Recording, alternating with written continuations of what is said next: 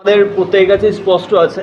তো আমরা জানি যে 9 তারিখে আরজিকর মেডিকেল কলেজে যে বিভৎস ঘটনা ঘটে তার প্রতিবাদে এবিভিপি স্টুডেন্ট অর্গানাইজেশন হিসাবে তারপর থেকে লাগাতার আন্দোলন করে চলেছে। প্রথমে তার সেই দিনেই আমাদের আরজিকরে ধর্ণা দেওয়া হয় যেদিনকে এই ঘটনা ঘটে, এবং আমাদের চোখের সামনে থেকে মেয়েটির দেহকে আর কি মানে জেড ক্যাটাগরি সিকিউরিটির মতো বার করে নিয়ে চলে যায়। সেখানে আমাদের কিছু ছাত্রছাত্রীও আহত হয়। আমরা চেয়েছিলাম বডিটাকে প্রিজার্ভ করে রাখার জন্য, কিন্তু পুলিশ এতটাই তৎপরতার সঙ্গে এই পরিস্থিতি করে যে সেখানে আমাদের সাধারণ ছাত্রছাত্রীদেরকে মানে পিষে দেওয়া এক প্রকার বলে, সেই পিষে দিয়ে বডিটাকে নিয়ে চলে যায়। দ্বিতীয় তারপরে আমরা পরিবারের সঙ্গে দেখা করি, পরে রাজ্যপাল মহাশয়ের সঙ্গে দেখা করি। তারপরে আমরা জানি বেশ কিছুদিন আগে 20 তারিখ স্বাস্থ্য ভবন অভিযানও করেছিলাম, এবং ছোট ছোট আন্দোলন প্রত্যেক জায়গাতে গড়ে উঠেছে একদম নগরস্তর থেকে। তো আমাদের 21 তারিখ, 20 তারিখ কলকাতাতে স্বাস্থ্য ভবন, 21 তারিখে আমাদের শিলিগুড়িতে বিচার সংকল্প যাত্রা। এই যে পরপর ক্রমাগত পশ্চিমবঙ্গে যে নারীদের ওপর অত্যাচার, শুধু নারীদের ওপর অত্যাচার নয়, খুন এবং ধর্ষণ এটা এতটাই পরিমাণে বেড়ে চলেছে যে তার প্রতিবাদে আজকে সাধারণ মানুষ রাস্তায় নেমেছে। সাধারণ মানুষ, সাধারণ ছাত্র সমাজ সবাই রাস্তায় নেমেছে। এবং এরই জন্য আগামীকাল অর্থাৎ আমাদের 1 তারিখ 1 সেপ্টেম্বর আমরা বর্ধমানেও বিচার সংকল্প যাত্রা অভিযান করছি। আমরা জানি যে 9 তারিখে এই ঘটনা ঘটার পরেও পরপর লাগাতার ধর্ষণ এবং খুন কিন্তু কমে যায়নি। তার উদাহরণ আমাদের এই পূর্ব বর্ধমানেই আছে। আমাদের বোনকে, পূর্ব বর্ধমানের শক্তিগড়ের যে বোন, সেই বোনকেও আমরা এখানে হারিয়ে ফেলেছি। এবং সাথে বীরভূমে পরের দিনেই বীরভূমে একজন মাইনরিটি মহিলাকে সেখানকার এক আশ্রিত তৃণমূল নেতার মানে খুব নোংরাভাবে তাকে ধর্ষণ করে, এবং তার অভিযোগও বোলপুর থানাতে দায়ের হয়। এবং তার সাথে কোচবিহারে লাগাতার 6 দিনের মাথায় 4টে রেপের মতো ঘটনা ঘটে, এবং সেখানে 8 বছরের একজন মেয়েকে পর্যন্ত তারা ছাড়েনি। এরই প্রতিবাদে আমরা কালকে আমাদের যে মধ্যভাগের হেডকোয়ার্টার বর্ধমান, সেই বর্ধমানে আমরা রাস্তায় নামছি এবং বিচার সংকল্প যাত্রা করছি। যতদিন না পর্যন্ত এই আন্দোলন, এই আমাদের যে বোন অভয়া বোন যতক্ষণ না পর্যন্ত বিচার পাবে ততক্ষণ পর্যন্ত এই আন্দোলন চলবে। এবং আগামী দিনে যদি মানে আমাদের যে পরিস্থিতি আগামী দিনে সম্মুখীন হচ্ছে, তাতে মনে হচ্ছে আমরা ডিমান্ডও করছি একসাথে যে মহামহিম রাষ্ট্রপতির পশ্চিমবঙ্গকে নিয়ে এবার ভাবনা চিন্তা করার সময় এসছে। এবং খুব ক্লিয়ারলি বলতে চাই যে 356 রাষ্ট্রপতি শাসনের মতো একটা দাবি আমরা তুলছি, কারণ পশ্চিমবঙ্গের বর্তমান পরিস্থিতি ভালো নেই। আজকে ডাক্তাররা সমগ্র মানে হেলথ সিস্টেম আজকে কোলাপস করে গেছে। উকিলরা রাস্তায় নামছে, ডাক্তাররা রাস্তায় নামছে, ইঞ্জিনিয়াররা রাস্তায় নামছে। তথাপি যে সমস্ত সাধারণ ছাত্রছাত্রী স্কুলে যে সমস্ত ফতোয়া জারি হয়েছে, আপনারা প্রত্যেকেই জানেন স্কুলে ফতোয়া জারি করা হয়েছিল যে আন্দোলনকে দমানো যায়, কিন্তু তারপরেও দেখা যাচ্ছে 9-10-এর ছেলেপুলেরা যারা রাজনীতির পর্যন্ত বোঝে না, তারা আজকে রাস্তায় নেমেছে। তারা নিজেরা আজকে আন্দোলন অর্গানাইজ করছে এবং রাস্তায় নেমে প্রতিবাদ করছে। মা বোনেরা 14 তারিখে আন্দোলন ডেকেছিল, তারপরে 27 তারিখে ছাত্র সমাজ আন্দোলন ডেকেছিল, এবং আগামী দিনে আরও বড় হয়তো আন্দোলন পশ্চিমবঙ্গের বুকে গঠিত হতে চলেছে। তার সিঁদুরে মেঘ দেখছেন মমতা বন্দ্যোপাধ্যায়। 28 তারিখে তার যে বক্তব্য, এই বক্তব্য থেকে এটা স্পষ্ট যে তিনি ভীত এবং সন্ত্রস্ত। এবং আমি এবিভিপি রাজ্য সম্পাদক হিসাবে আমি এখানে বলতে চাই যে ছাত্রছাত্রীদের, সে ডাক্তার হোক, ইঞ্জিনিয়ার হোক, উকিল হোক, যে কমিউনিটির ছাত্রছাত্রী হোক না কেন, কাউরির ওপর যদি ফোর্স করা হয় তো এর মানে পরিণতি ভয়ঙ্কর হতে পারে। আপনি সেটা চিন্তাও করতে পারছেন না।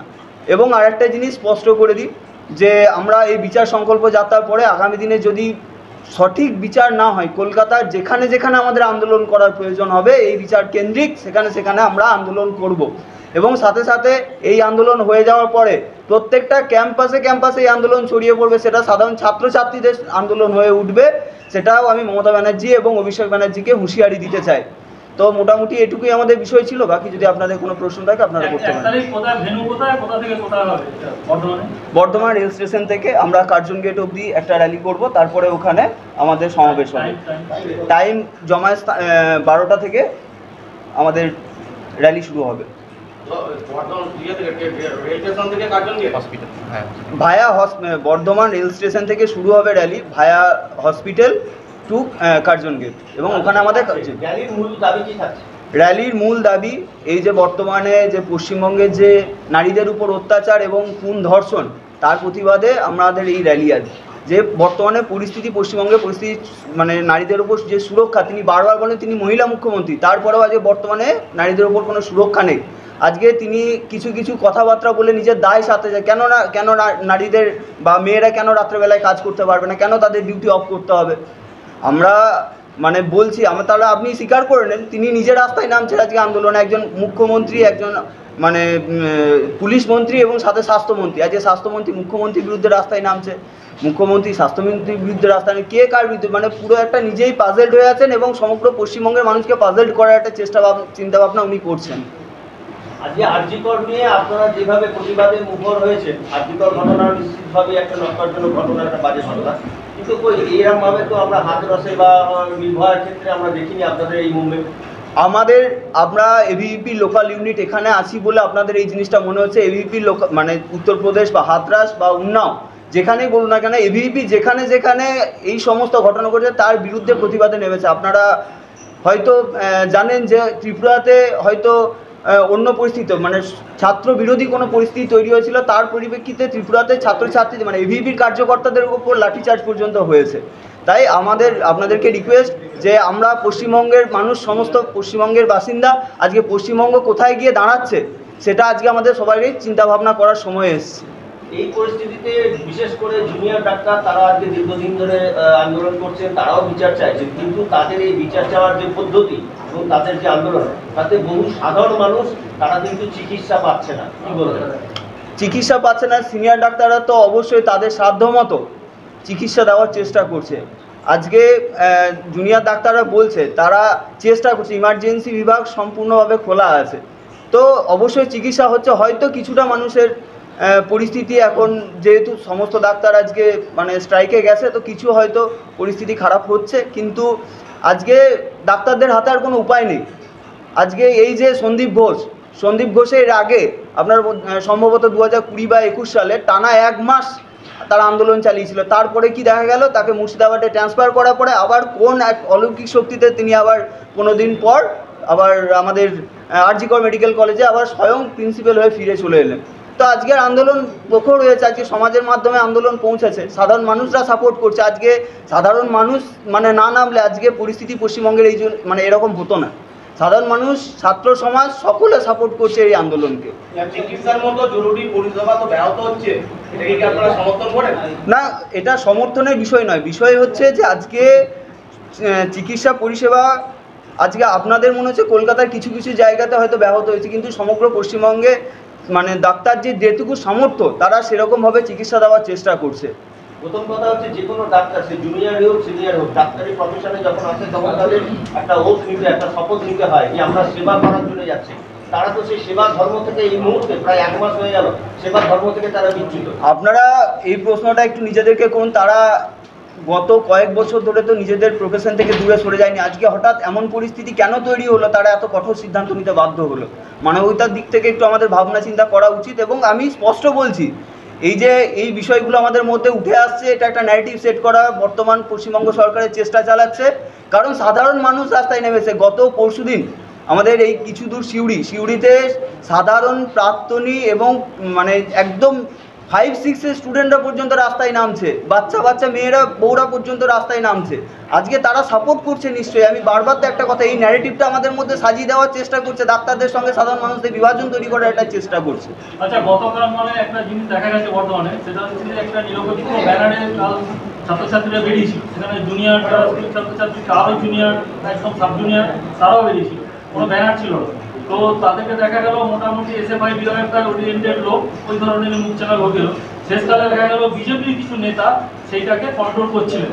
তো আগামীকাল কি এবিভিপি ব্যানারে বেরোবে না নিরপেক্ষ ব্যানারলেস? কালকে এবিভিপির ব্যানারেই আন্দোলন এবং টোটালটাই এবিভিপির ব্যানারই হবে পুরো বিষয়টা, এখানে অন্য কোনো বিষয় নেই। এবং এবিভিপির ব্যানারে আমাদের যেমনভাবে স্বাস্থ্য ভবন অভিযান হয়েছে, শিলিগুড়িতে বিচার সংকল্প যাত্রা হয়েছে, ঠিক একইভাবে বর্ধমানেও এবিভিপির ব্যানারে বিচার সংকল্প যাত্রা হবে। এবং আগামী দিনে এটাও স্পষ্ট বার্তা আমি দিয়েছি যে পশ্চিমবঙ্গের বুকে যে কোনো আন্দোলন, সেই আন্দোলনের নৈতিক এবং আইনত যত মানে প্রয়োজন আছে সেইগুলো আমরা সহযোগিতা করব। সেটা 24 তারিখে আমি প্রেস মিট করে অলরেডি জানিয়েছি যে যত রকম আইনি সহায়তা প্রয়োজন পশ্চিমবঙ্গের বুকে এই আন্দোলন করতে গিয়ে সাধারণ ছাত্রছাত্রী থেকে মানুষদের যে আইনি সহায়তা করবে এবং নৈতিক সাপোর্ট, যে কোনো আন্দোলন, যে কোনো অরাজনৈতিক আন্দোলন আমরা সাপোর্ট করছি। সেটা কোন দল কোন মত নির্বিশেষে এই মুহূর্তে দেখার আমাদের সময় নেই। এই মুহূর্তে বর্তমানে দরকার মুখ্যমন্ত্রীর পদত্যাগ। এনিহাও মুখ্যমন্ত্রীর পদত্যাগের প্রয়োজন, না ছাড়া পশ্চিমবঙ্গটা আগামী দিনে শেষ হয়ে যাবে। মুখ্যমন্ত্রী পদত্যাগ করলে কি ধর্ষণের ঘটনা কমে যাবে, কি মনে করেন? ধর্ষণের ঘটনা আমরা মনে করছি কমবে, কারণ তিনি আজকে যে সিস্টেম লাগু করেছেন, তিনি মানে পরপর একটা তার কথাবার্তা যে ভঙ্গিমা, কখনো বলছে এটা জ্বর সর্দি কাশির মতো বিষয়, কখনো বলছে বিচ্ছিন্ন ঘটনা যদি বলেন তো আজকে 9 তারিখে হওয়ার পরেও এতগুলো ধর্ষণ এবং খুন কেন হলো? সবগুলোকে তো বিচ্ছিন্ন ঘটনা বলা যেতে পারে না। ঠিক আছে, উনি একজন মানে এত নিকৃষ্ট মানের মহিলা, যিনি বলছেন তার মানে একটা ধর্ষণ এবং খুনের দাম 10 লক্ষ টাকা। তাহলে তার আজকে মেন্টালিটি কোথায় সেটা আমাদেরকে ভাবনা চিন্তা করতে হবে। তাহলে সেই ক্ষেত্রে কি একমাত্র রাষ্ট্রপতির শাসন পশ্চিমবাংলায়? অবশ্যই, আমি তো প্রথমেই বললাম যে আমরা চাইছি এই মুহূর্তে রাষ্ট্রপতি শাসনের পশ্চিমবঙ্গে খুব প্রয়োজন। মহামহিম রাষ্ট্রপতিকে অনুগ্রহ করব যে একটু পশ্চিমবঙ্গের দিকে নজর দেওয়ার জন্য। আপনার নাম? অনিরুদ্ধ সরকার, রাজ্য সম্পাদক এবিভিপি দক্ষিণবঙ্গ।